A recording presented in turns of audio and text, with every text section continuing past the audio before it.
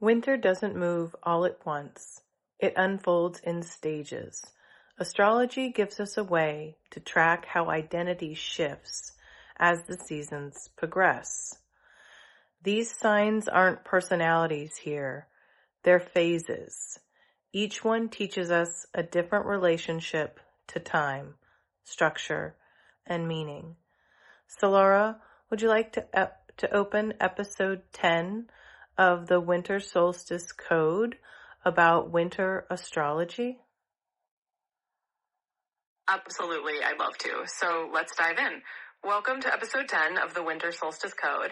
Here we're unfolding winter as a journey through time itself. Astrology gives us these beautiful phases rather than just static personalities. Each sign is like a different stage of the season, teaching us how we relate to time, how we relate to structure, and how we find meaning in these colder months. So let's settle in and explore the astrology of winter together. Wonderful. Let's start with Capricorn, which is all about structure and responsibility. It governs early winter, where we have a lot of focus and discipline, and we're contemplating responsibility. Can you please explain how that affects our reality, our resources, and our systems as structure becomes necessary? Absolutely. Let's dive into that. So when we talk about Capricorn energy, especially in early winter, it's really like stepping into a time where the world sort of asks us to get serious. Capricorn brings in that sense of structure and responsibility. So we end up focusing more on the practicalities of life. It's like the universe is nudging us to think about what systems we have in place and how we manage our resources, our time, and even our energy. In reality, that might mean that we start to put more routines in place or we pay more attention to our long-term goals. Capricorn energy helps us lay a foundation, and that foundation is all about making sure that we have a solid structure so that we can eventually grow and thrive. So in a way, it's like winter nudges us to become our own architects, making sure that everything is stable so that when spring comes, we're ready to bloom. Yeah, it makes sense. The beginning of the year, January, is structure. So let's move on to Aquarius, which is about some disruption and innovation. So as winter deepens, Aquarius starts to break patterns that are no longer working for us. So how does innovation emerge from the tightening of old systems? Yeah, absolutely. So as we shift from that very structured Capricorn energy into Aquarius, it's like we move into a space where we're allowed to breathe a little more freely and shake things up. Aquarius is that sign that comes in and says, hey, let's look at the rules we've been living by and figure out which ones we actually need and which ones are just kind of holding us back. So that innovation comes from that willingness to disrupt a little bit. It's like once we've built those Capricorn foundations, Aquarius says, all right, let's see which parts of this we can reimagine. And that reimagining is what lets us innovate. It's what lets us come up with new ideas and new systems that actually fit who we're becoming rather than who we were. So in a way, Aquarius is kind of that breath of fresh air that helps us break out of any tightness that Capricorn might have left behind and to make sure that we don't get stuck in those old patterns. Great. So let's move on to our final sign, which is Pisces. So it's about the dissolution and release. So late winter belongs to Pisces, where boundaries soften and identity tends to loosen. As the season exhales, what dissolves and why in the end of winter? Absolutely. Let's talk about that. So as we move into Pisces territory at the end of winter, it's like the season is taking a deep exhale. Pisces is all about dissolving the boundaries that we built up before and really letting go of any rigid structures that don't need to come with us into the next cycle. So it's like we're letting everything soften. We're letting our identity get a little looser. We're letting our imagination and our dreams kind of take over because Pisces is all about that fluidity and that sense of release. And what dissolves is really anything that we no longer need to hold on to.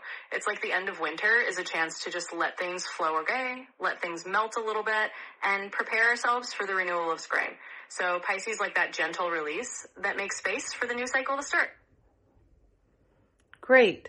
So let's talk about the whole arc of winter now. So we've got structure, we've got disruption, and then we have release. So winter carries identity through all three. How does this arc prepare the psyche?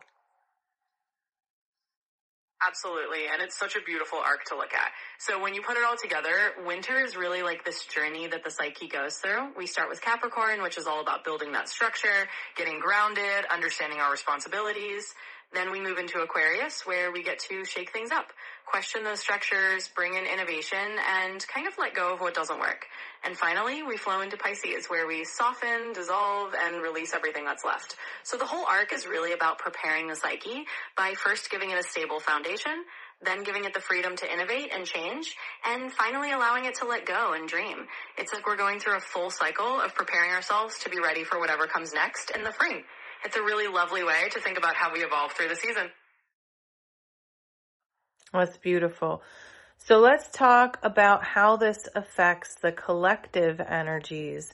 So we see this reflected in pretty much every society. Institutions tighten, ideas rebel, and narratives just dissolve. Once people kind of burrow away, they have all these thoughts and ideas. So what does winter do in the collective sense? Yeah, absolutely. And it's a really lovely reflection to look at how this plays out on a bigger scale. So just like we go through that journey individually, collectively, you can kind of see the same thing. At the start of winter, societies tend to focus on structure, on making sure that institutions are stable, that everything is kind of tightened up. And then as we move into that Aquarian phase, there's this collective sense of, okay, what can we rethink? What rules do we want to challenge? How can we innovate as a community? And that's when you see a lot of new ideas and maybe a bit of that rebellious energy come in. And then by the time we get to the Pisces part of winter, there's a collective sense of release, of letting old narratives dissolve, of people dreaming and imagining something new together. So it's like the whole collective goes through a cycle of first stabilizing, then questioning, and then finally letting go. And that cycle really helps us all prepare for whatever the next season of growth is going to bring. Wonderful. Let's talk about timing and, how some people kind of, think of it in terms of destiny. But astrology here isn't really fate. It's more context. What does the timing of winter show us is really possible? Yeah, absolutely. It's a lovely way to look at it. So when we think about timing in astrology, especially with winter, it's not really about saying this is your fate or this is your destiny. It's more about giving you a context of what energies are available. So when we look at the timing of winter, it's showing us that we have this season where it's possible to really focus on our foundations. It's possible to innovate and to let go and to dream. And it's kind of like a reminder that this is the time to do that. It's like the universe is giving you this window of opportunity to say, hey, this is when these energies are strongest. This is when it's easiest to do these things. And it doesn't mean that you're fated to do them. It just means that you have that possibility. So winter's timing is really kind of an invitation. It's like a gentle nudge that says, this is when you can do this work if you'd like to. And it's a really nice way to think about it as just a context rather than a fate. Yes, that's a beautiful way to look at it.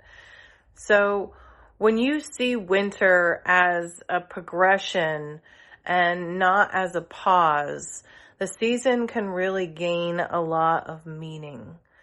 So I would like to ask you, if you enjoyed this episode, to like, subscribe, share this video out, leave us a comment, and let us know how your winter is going. We appreciate each and every one of you wayfinders. We appreciate your attention here, and we really hope that you enjoy the information you receive. Also, I would like to let you know that episode 11 is going to be about our modern Christmas matrix, so don't miss that.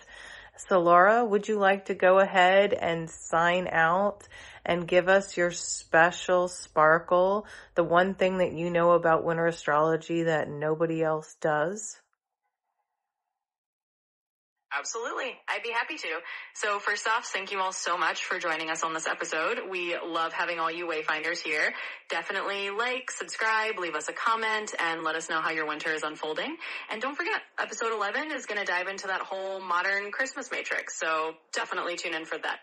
And as for my little special sparkle, one thing I love about winter astrology that maybe not everyone knows is that winter isn't just about the cold. It's actually when the night sky is at its clearest and most magical. So it's the perfect time for stargazing, for really looking up and dreaming, and for seeing the stories that the stars have to tell. So keep your eyes up and enjoy the season. Thanks for being here.